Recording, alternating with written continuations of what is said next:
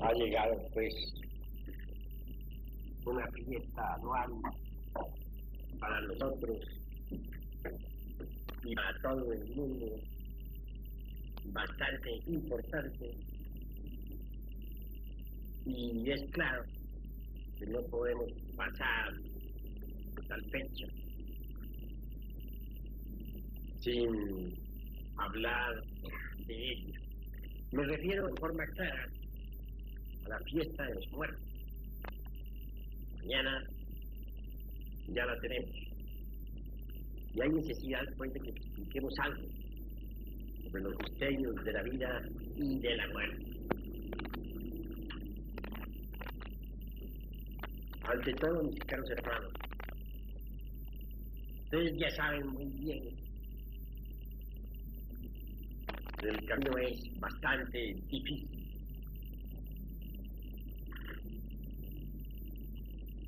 Jesús el Cristo nos habló del camino del secreto diciendo: angosta es la puerta y estrecho el camino que conduce hasta la luz, y muy pocos son los que lo hallan. Él mismo, el 3 veces grande Dios iris de todo, viva encarnación del Dios Osiris, nos legó la ciencia maravillosa de la alquimia, de la Edad Media, tal ciencia hermética pasó desde el mundo árabe hasta las tierras de Europa, y entonces por doquier se despertó el entusiasmo por el arte hermético. En esa doctrina de Hermes está contenida, tanto en esencia como en potencia, las claves máximas del conocimiento puro que nos permiten recorrer el angosto camino del cual nos hablara Yeshua ben Paltirá, Jesús el Cristo. Bien sabemos que el gran David en su pasada existencia, antes del cumplimiento de la misión que tuvo en la Tierra Santa, fue Yoshua, hijo de Nun.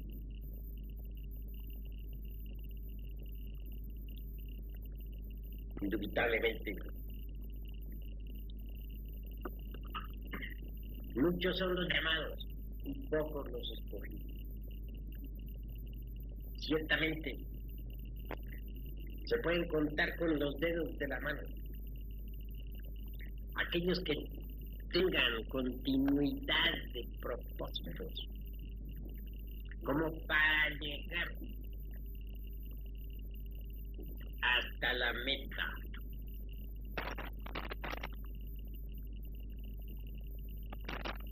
Afortunadamente tenemos el cuerpo de doctrina, los principios, los fundamentos, que debidamente estudiados y vivenciados nos permiten, de hecho y por derecho propio, recorrer la senda del filo de la navaja. Aquellos que nos trajeron la doctrina siempre fueron grandes avataras, cristalizaciones logoicas, pues no es posible concebir a un mensajero que venga de lo alto, sino como una emanación o cristalización o manifestación del logos, en nuestro mundo.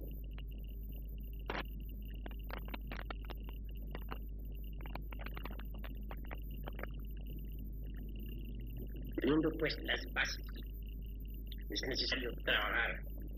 Solo así es posible llegar a la liberación final.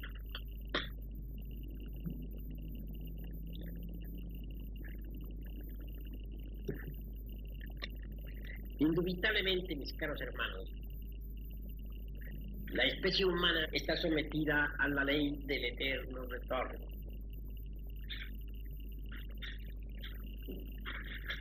Ya lo hemos repetido muchas veces, de que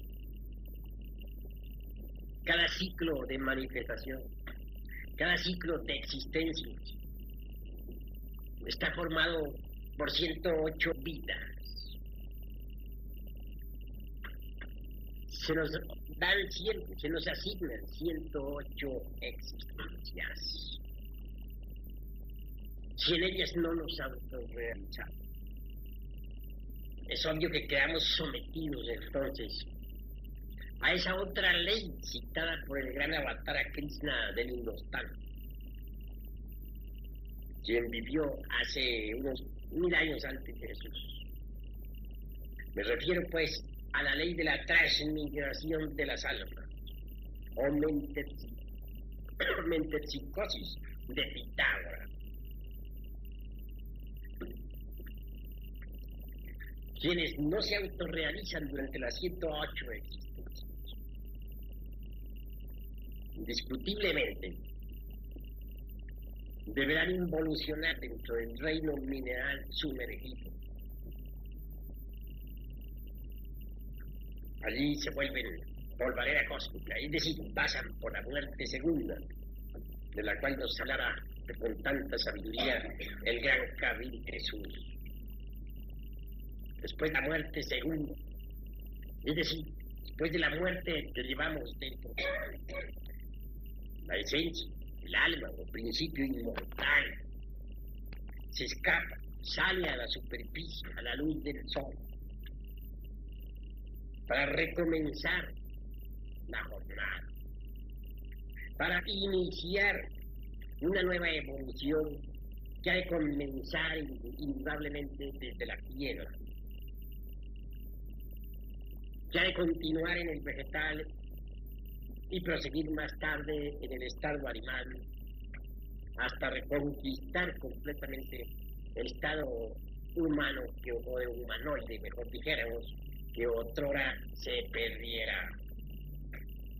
Al regresar otra vez al estado de humanos o humanoides, se nos asignan nuevamente 108 existencias. Si nos autorrealizamos en el nuevo ciclo de vida, magnífico. Si fallamos, es obvio que el proceso se seguirá repitiendo.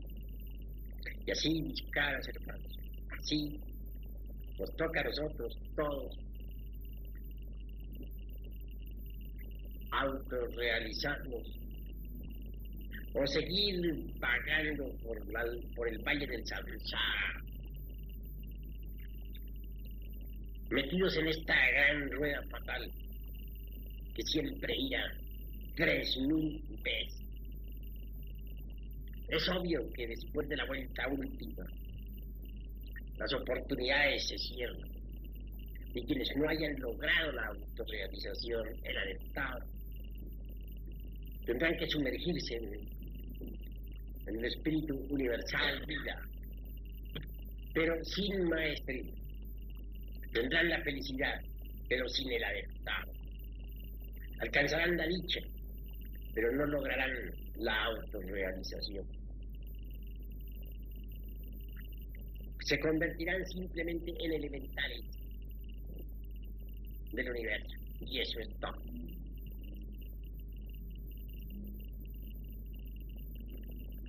No hay duda, mis caros hermanos, que las 3000 vueltas de la rueda resultan dolorosas. Quienes hemos estudiado a fondo la doctrina que se relaciona con la autorrealización íntima del ser, llegamos a la conclusión lógica de que no todos los seres humanos son capaces de autorrealizarse.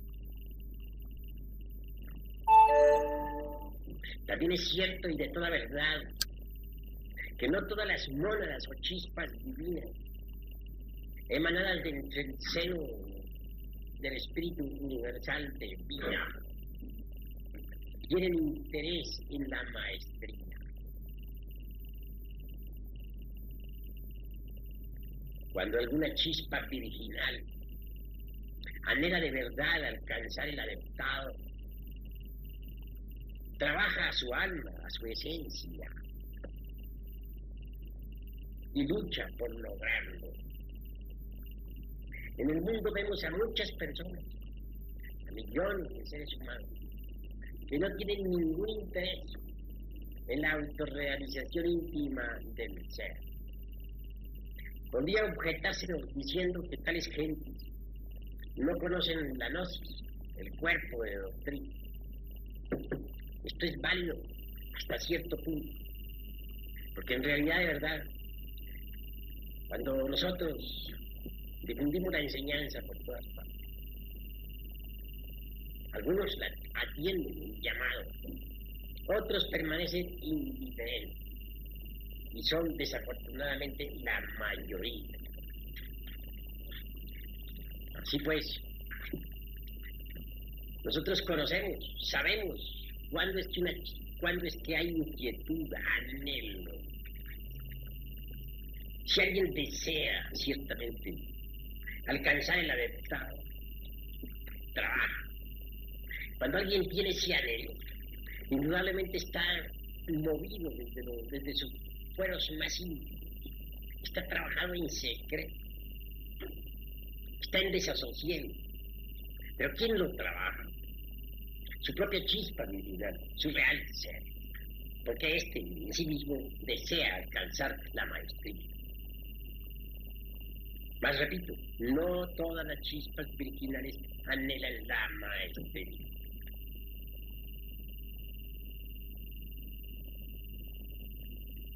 Al llegar el día de los muertos, es necesario que reflexionemos un poco. La gran ley tampoco abandona a los que no anhelan la maestría, ni a aquellos que luchan por lograrla y no la logran. El hombre misericordioso vela por todas las criaturas y a nadie abandona. En los antiguos tiempos se dio muy especial importancia a los misterios funerales. En Egipto se progresó mucho con los embalsamamientos, con las momificaciones. No hay duda que las momias de Egipto son maravillosas. También se logró allí conservar cuerpos vivos, no por invernación, sino por una especie de momificación. Cuerpos que pudieron existir a través de millares de años. Todavía en la tierra de los faraones existe bajo el suelo,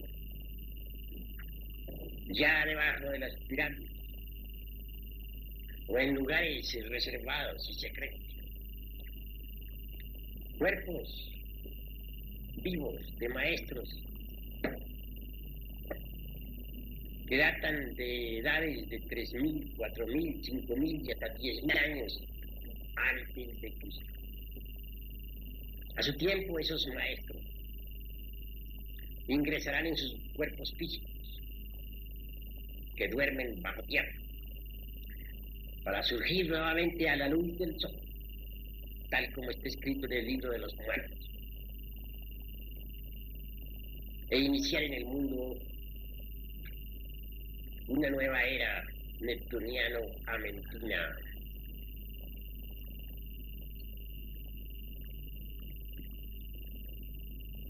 Yendo al fondo de esta cuestión, tanto los egipcios como los tibetanos, como los aztecas y los mayas, enseñaron que es posible liberarse después de la muerte, para no regresar más a este afligido mundo. Quienes así proceden, obviamente lo hacen sin autorrealización. Pero como son pocos los que pueden autorrealizar, es preferible siempre escaparse del valle doloroso del samsara.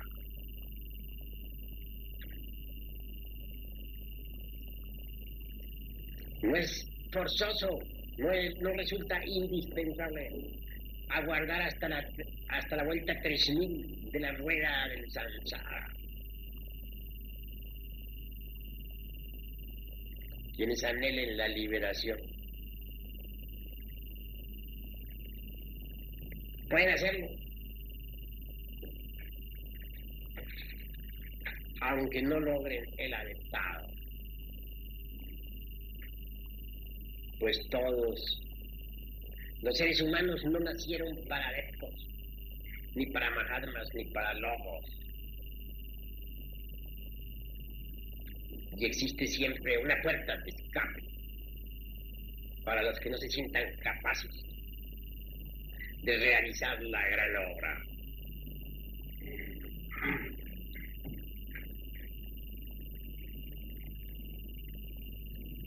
Obviamente, si después del ciclo 3000 hemos de reingresar al seno del espíritu universal de vida, como simples elementales de la naturaleza, sin autorrealización ninguna. Esto claro, en el caso de que no hubiésemos trabajado realmente. Pues entonces, preferible es libertarnos de una vez de esa rueda fatal. Así nos evitaríamos el descenso a los mundos infernales después de cada ciclo de manifestación, los sufrimientos terribles de este valle doloroso de lágrimas.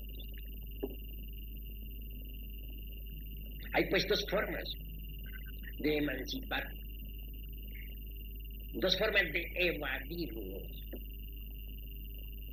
del valle del samsara. El uno, autorrealizado, convertidos en mahatmas o logos. Y el otro, como simples elementales sin autorrealización íntima.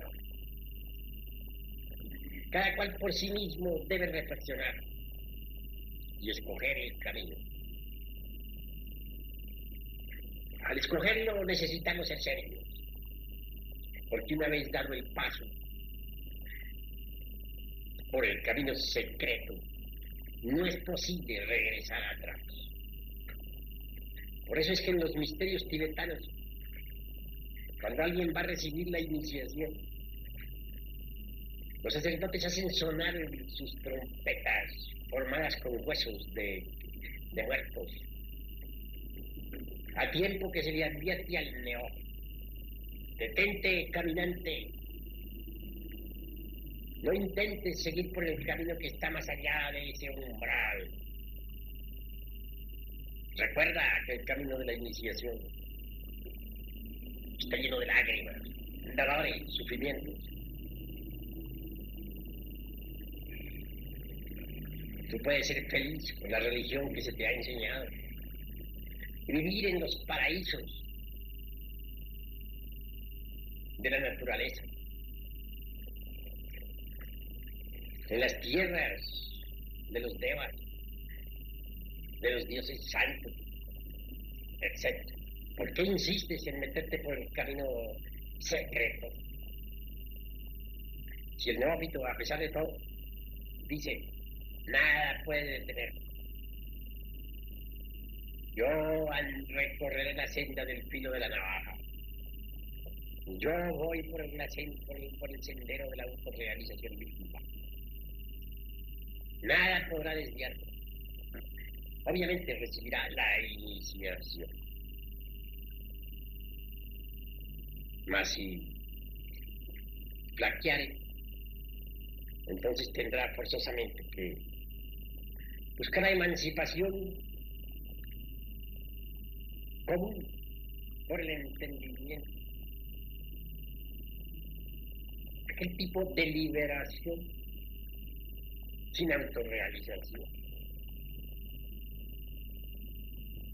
No podrá ser un sol, pero se contentará con ser una estrella.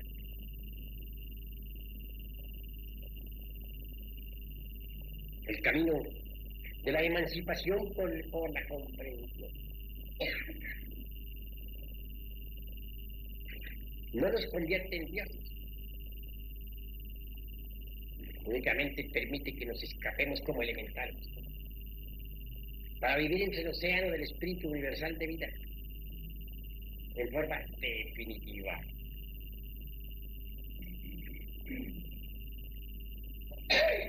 No es forzoso llegar hasta el ciclo 3000 de la vuelta de la rueda del samsara. Aquellos que ya no quieran vivir, los que estén desencantados de la vida, los que hayan bebido en el cáliz de todas las amarguras y que en modo alguno se sientan lo suficientemente preparados como para hollar la senda que los ha de convertir en dioses más allá del bien y del mal. Pueden hollar la senda del menor esfuerzo, aquella que tan solo nos convierte en elementales o en pequeños budas elementales, aquella que nos permite regresar al seno de la gran realidad para siempre.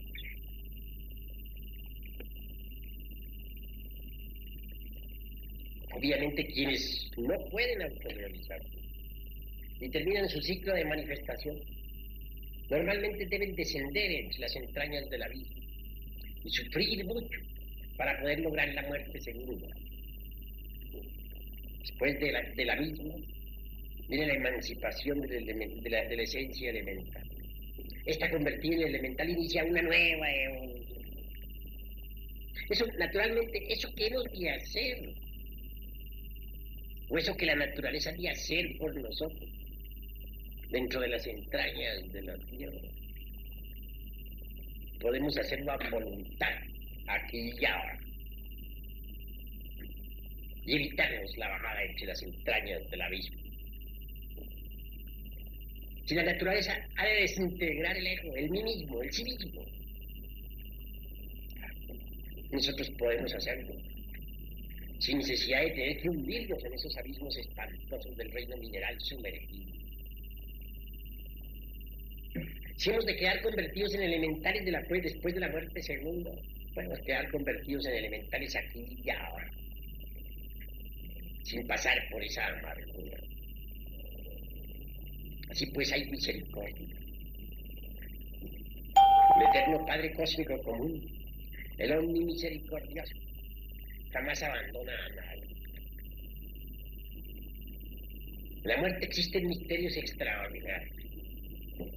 Quien quiera realmente emanciparse y no volver jamás, debe empezar por conocer la doctrina. Se hace indispensable disolver el ego, el yo, el mí mismo, el sí mismo. No podría exigirse a una criatura humana que logre la perfecta eliminación radical del ego aquí y ahora. No está preparada. Pero si puede, cualquier criatura, si así se lo propone, si quiere emanciparse, Eliminar, pues, el ego, el yo, aunque sea en parte. Después de la muerte continuaría el resto del trabajo.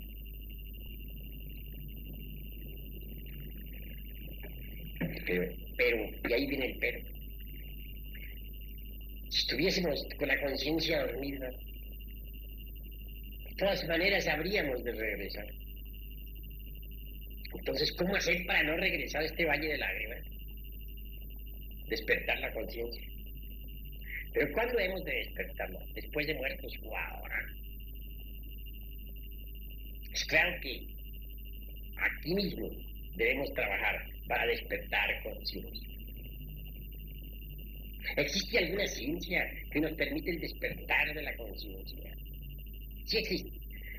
La hemos estado enseñando y continuaremos enseñándola a través de nuestras diversas pláticas.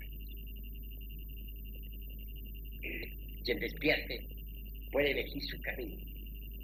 Quien despierte después de la muerte podrá trabajar. Y si no quiere volver, no volverá. Pero, ¿cómo podría un dormido evitar el regreso, el retorno a este valle de amargura? Imposible, ¿verdad? Se necesita primero despertar. Despiertos, sí, después de la muerte podremos trabajar. Es obvio que aquel difunto será sometido a pruebas si es que no quiere volver. En primer lugar, después de la muerte, se pasa por un desvanecimiento de 3 días. Una especie de desmayo, después de los cuales, pues, se siente uno reconfortado, reanimado. Si se encuentra alerta y vigilante el difunto, si verdaderamente no tiene la conciencia dormida, si verdaderamente tiene anhelo, podrá evitar el retorno a este valle de amargura.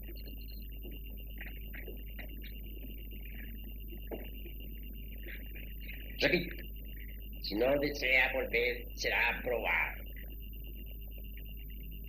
La Madre Divina,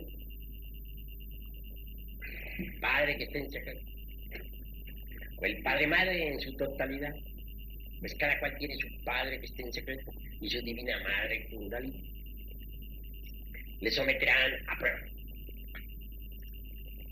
Asumirán ante él, por ejemplo, en un momento dado, una figura terrible, sobrehumana, con el propósito de probar al difunto. Mas este permanece firme como el acero. Es claro que saldrá victorioso. Mas esa no es la única prueba. Existen muchas otras.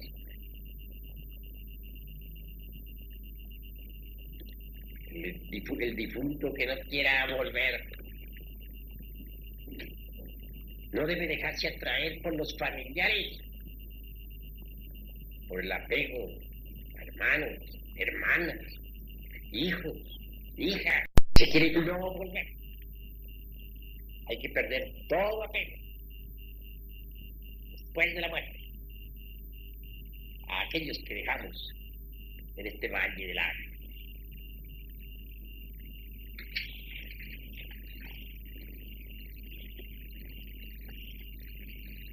Después de que uno ha dejado el cuerpo, la naturaleza tiene múltiples medios, sistemas de regresar o reincorporar. Y nosotros debemos comprender. Ante todo, no está de más que ustedes sepan que después de la muerte debemos revisar la vida que acaba de pasar. Empezaremos por el último instante, por aquel que precedió a nuestra agonía. Tendremos tendencia a vivir en la misma casa donde morir. a recorrer por las mismas calles por donde otrora caminábamos. En una palabra, queremos recoger nuestros pasos. Los vamos recogiendo conforme vamos reviviendo las distintas edades de la existencia que acaba de pasar. Es claro que esta retrospección no es meramente intelectiva. Uno vuelve a vivenciar después de la muerte todos los hechos, todos los sucesos, todos los acontecimientos de la vida que pasó.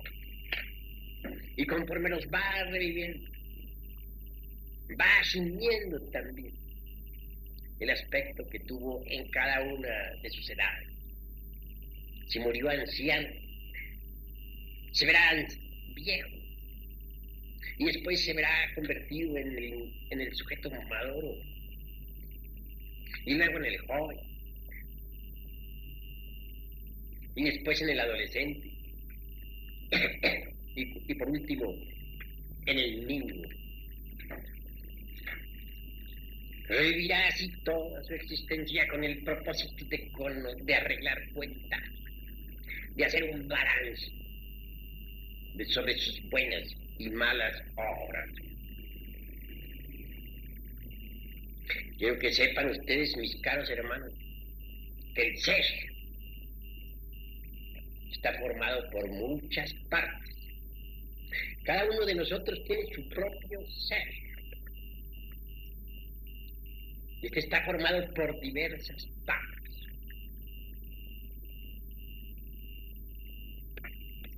En nosotros existe, por ejemplo, dentro de sí mismo, en el ser, o una parte del ser, algo que podríamos llamar el buen ángel. También existe algo que podríamos denominar el mal ángel. No porque sea malo, no, sino porque se encarga de llevar, de hacer cuenta, de anotar todos nuestros errores personales. El buen ángel se preocupa por anotar las buenas acciones. Pero no es que el buen ángel y el mal ángel sean personas extrañas. No. Son partes de nuestro propio espíritu individual, de nuestro propio ser íntimo. Después de la muerte, por ejemplo, el genio del bien contará con piedritas la cantidad de buenas obras que hemos hecho. Y veremos también el geniecillo del mal, que no es que sea del mal, sino sencillamente que anotará nuestros errores, porque es una otra parte de nuestro ser, contando con piedrecillas negras nuestros malos actos. Pero tal cuenta se realiza es después de haber vivido la vida que pasó, después de haberla revivido internamente, en forma retrospectiva. Así pues, toda la existencia que pasó viene a quedar reducida a número, a suma, de buenas y malas acciones. Obviamente, terminar la retrospección, después de que nuestro propio ser ha hecho el balance, el inventario de nuestras buenas y malas acciones.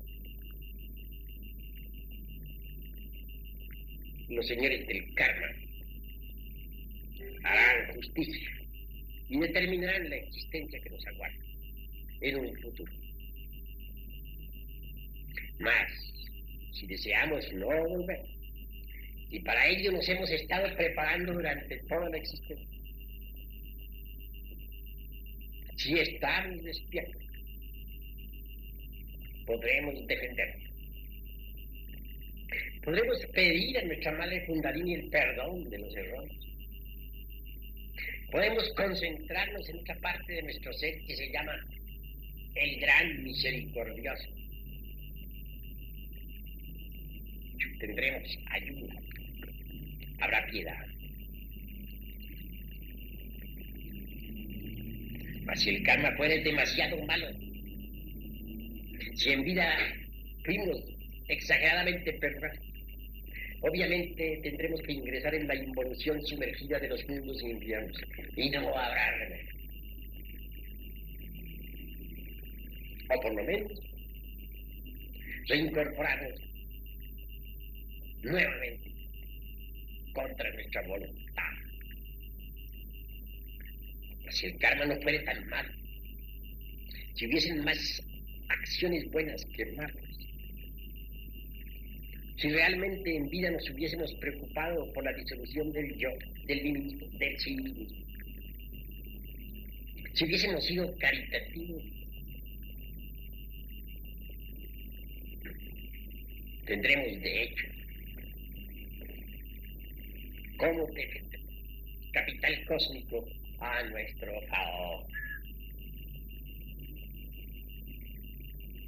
Sin embargo, si hace necesario no dejarnos atraer por las humanas matrices,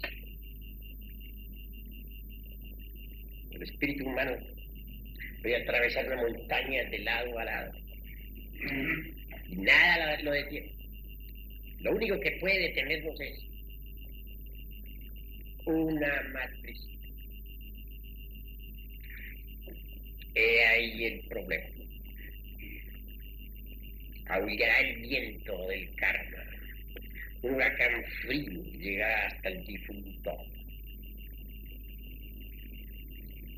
Múltiples apariciones de seres terribles intentarán amedrantarlo, pero si él permanece firme en el deseo de no volver, podrá triunfar.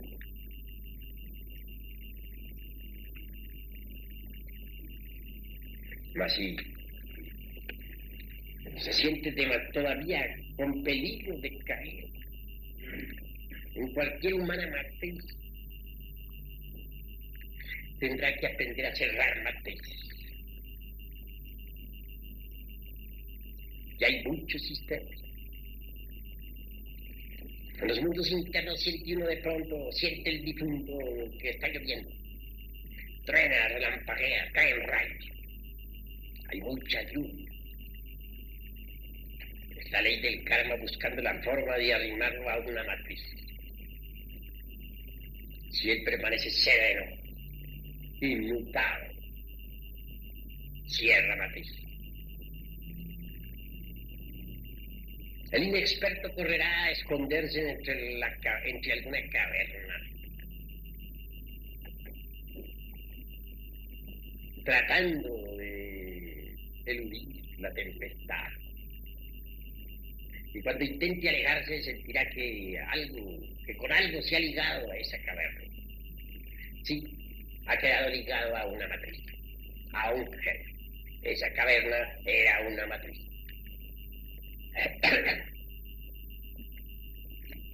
De manera que hay que aprender a cerrar matriz, si es que se quiere no volver.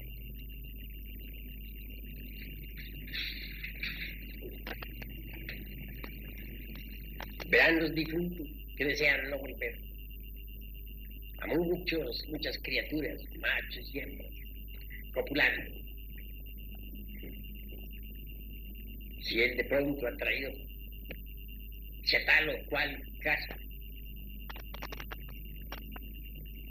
sintiese simpatía por alguno de la pareja y antipatía por el otro, obviamente allí tendría que regresar.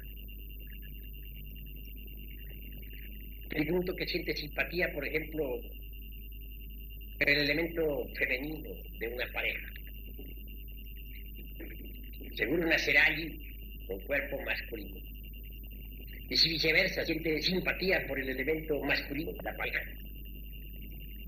y repudio por el femenino, nacerá allí con cuerpo femenino. Así pues, somos atraídos hacia determinados lugares, hogares, de acuerdo con la ley del karma. Si pasamos más allá de la simpatía y de la antipatía, si nos hemos ejercitado en vida para eso, no entraremos en germen humano, no penetraremos en ninguna matriz.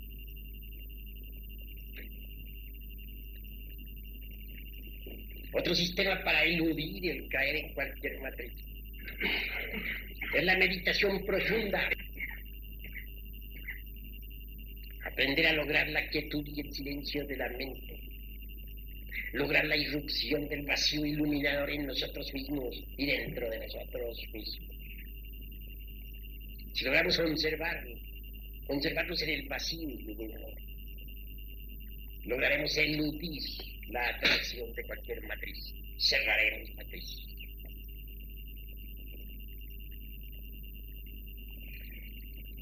En vida, los que aspiran a liberarse, aunque sea en estado elemental, sin autorrealización, deben ser instruidos con ese propósito. Luchar por la disolución del ego, del yo, del divismo, del sí. Andar por el camino recto. Hollar la senda de la santificación. Despertar conciencia. Aprender a vivir consciente en los mundos superiores. Y para despertar conciencia hay que trabajar aquí y ahora. Nosotros hemos enseñado la ciencia para despertar conciencia. Está escrito en mis libros. Ustedes la han leído. Lo importante es llevarla, sí, a la práctica. Quienes logren eludir la atracción al valle del Sansara podrán después de la muerte renacer, no con cuerpo físico, sino renacer, por ejemplo, en algún paraíso, en algún reino de tipo superior. Ya en el reino del Buda, Gautama, Sakyamuni, o en el de Amitabha, o en el del Maitreya, o en el de los cabellos largos, o en el de la suprema felicidad. Ese es el nacimiento supranormal. Hay también quienes renacen en el infierno. Ese es el caso de los que ya concluyeron con su ciclo de nacimientos y de muertes. Pero quienes aspiran a la liberación deben renacer en forma supranormal en cualquiera de esos reinos de los mundos superiores. Al nacer en cualquiera de esos reinos, nos dedicaremos de lleno a trabajar intensamente en la eliminación de los elementos inhumanos que llevamos dentro, con el propósito de lograr que la esencia quede limpia, transparente como el cristal, sin adherencias del polvo terrenal. Es obvio que quienes así aspiran deben haber pasado por una previa educación esotérica aquí en el mundo físico.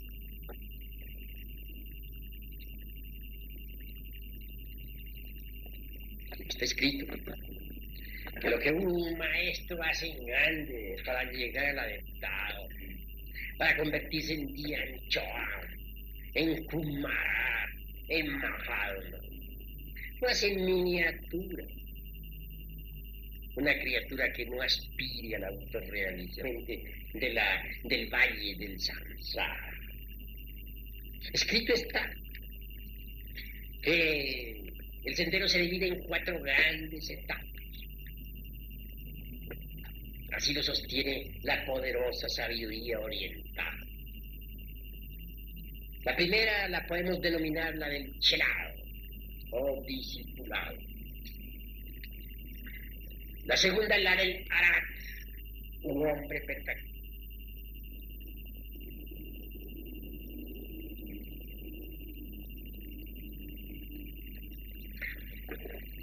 Digo, perdonen que haya alterado los factores. Primera la del chelado, segunda la del iniciado, la del individuo que se inicia.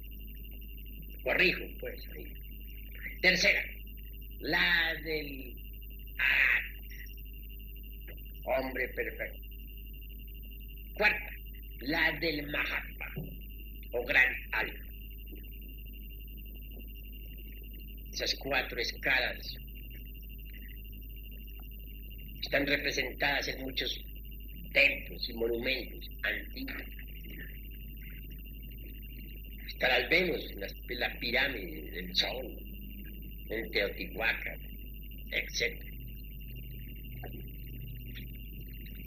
Eso que el maestro hace en grande escala, lo hace en miniatura. El que quiere evadirse de esta ley del samsara, de este valle del alma. Si el maestro se ha convertido en un gran Buda, en un Dios, quien quiere evadirse de esta trágica ley podrá convertirse en un Buda elemental. Si existe el sistema solar en el macrocosmos, también existe una molécula, ¿verdad? Porque ¿qué es una molécula? ¿No es acaso un pequeño un sistema solar en miniatura? Así pues, lo que el adepto hace mediante la autorrealización, convirtiéndose en un cosmocrato, en un día en Charma, en un Kumara, lo hace el devoto en miniatura, convirtiéndose en un Buda elemental y recorriendo las 4 etapas en forma incipiente. Así pues, ese estado de progresión marchará la esencia después de libertarse del polvo de la tierra a través de 4 etapas.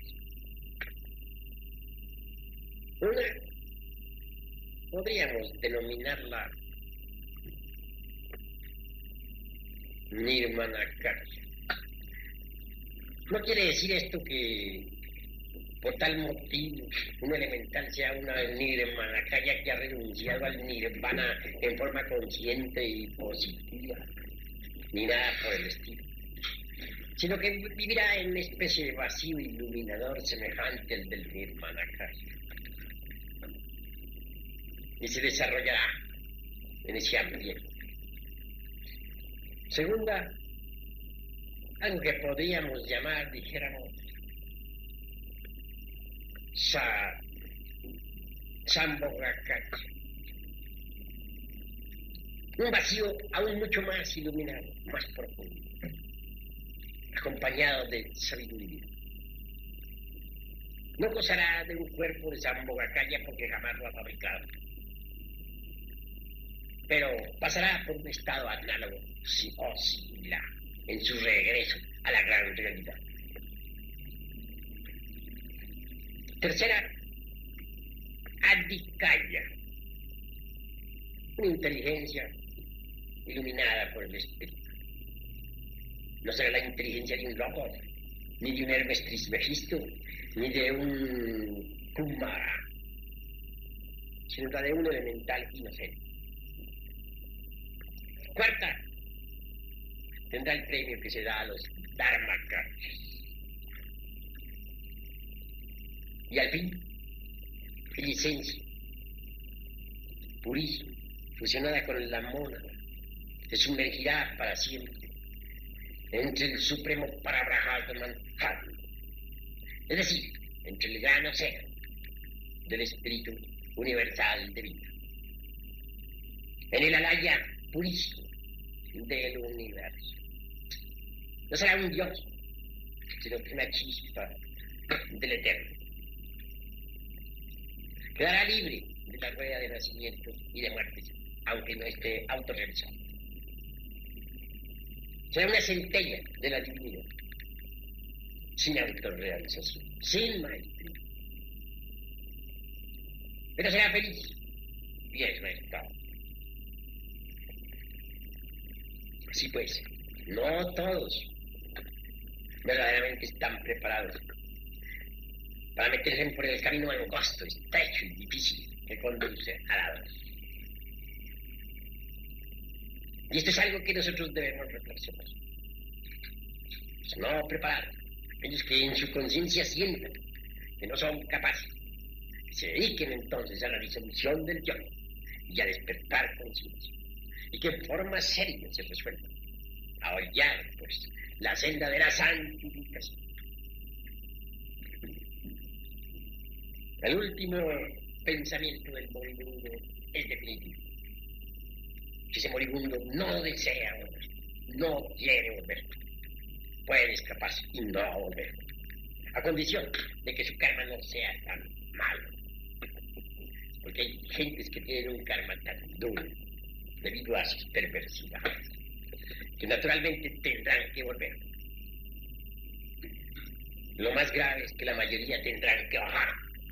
En lugar de renacer, de retornar a este mundo, tendrán que nacer, transferir su existencia, quieran o no quieran, a los mundos infiernos. Y esos son la mayoría, desgraciadamente. Sí, pues, mis caros hermanos, en esta noche, víspera, pues, la fiesta de los muertos, hemos de reflexionar. Hemos de ponernos la mano derecha en el corazón y preguntarnos así: ¿realmente quiero hollar la senda del filo de la navaja y trabajar en la autorrealización íntima del ser? Si no soy capaz, si ese no es mi anhelo, si mi deseo es irme para siempre, entonces también tomar una resolución. Comenzar también a despertar conciencia, a trabajar con nuestros sistemas para lograr ese autodespertar, a disolver el ego mediante la enseñanza que hemos dado de forma clara y positiva. Estamos, pues, ante un dilema: o seguimos la senda del filo de la navaja que nos ha de llevar a la autorrealización íntima del ser, o no la seguimos. Si no estamos dispuestos a hacerlo, si no nos sentimos capaces, mejor será que nos resolvamos a no volver a este valle de lágrimas. Somos nosotros mismos los que debemos elegir el camino. Nadie puede.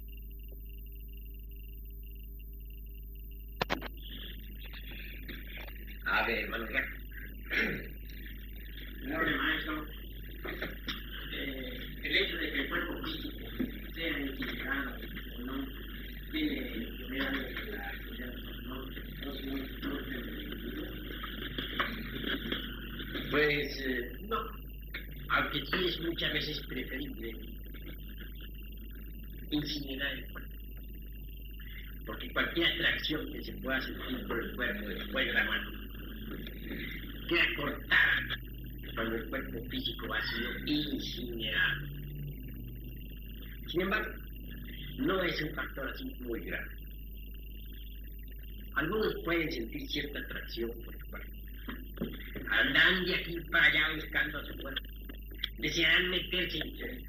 Se lamentarán haberlo perdido. Esos, claro, son candidatos para regresar muy pronto.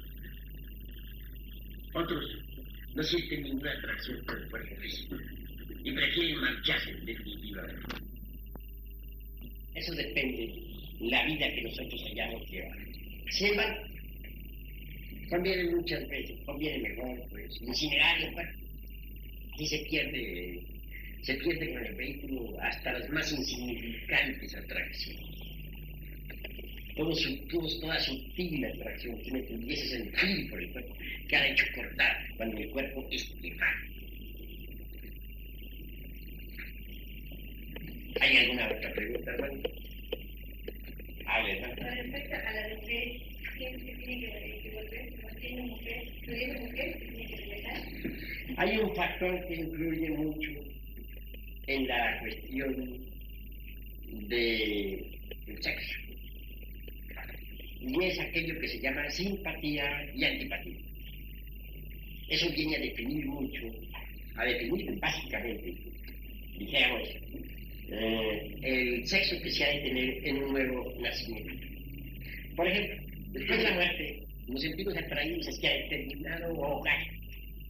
Suele a veces ser el hogar de nuestros propios familiares, de nuestros descendientes, etc. Al acercarnos, pues, ante una pareja de esos, que nos sentiremos por ley del destino, del karma, atraídos hacia ellos, y muy especialmente en tanto porque ellos están populares. Sentiremos, dijéramos, o el difunto sentirá, para hablar más claro, atracción específica, dijéramos, por el determinado elemento. Si la siente por la mujer que está copulando, pueden hacer allí, queda atrapado allí, queda relacionado con la semilla que hay allí, y vendrá a tener cuerpo masculino. Más se siente más atracción, más simpatía, amor por el padre y antipatía por la mujer que él. Obviamente, al quedar relacionado con esa semilla, pues toma cuerpo femenino. Observen ustedes que los niños varones sienten más atracción por su madre. Vean ustedes de forma muy especial cómo las niñas tienen más al padre.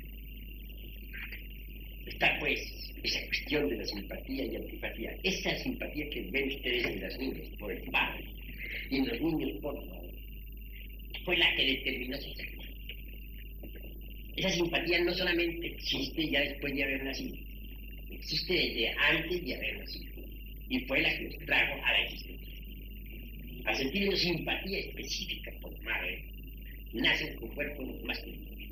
Y si la simpatía es muy especial por el padre, nacen con cuerpo femenino. De manera que si un difunto desea no volver, tendrá que saber pasar más allá de las simpatías y de las antipatías. Si es que desea no volver. ¿Hay alguna otra pregunta, hermano? En tu libro de las plantas dice que el cementerio es el salón de raza negra y que no debemos sepultar a los deudos ahí. Entonces, es la misma pregunta que el hermano Rafa. ¿Es mejor incinerar que?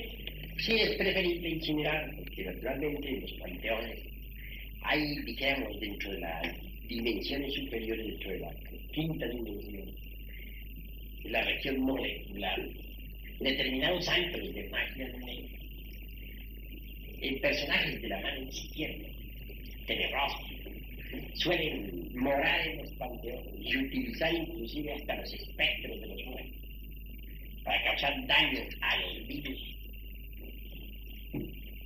Hay muchas cosas que suceden en el panteón y sobre las cuales he hablado yo en el libro de medicina. ¿Hay alguna otra pregunta, hermano?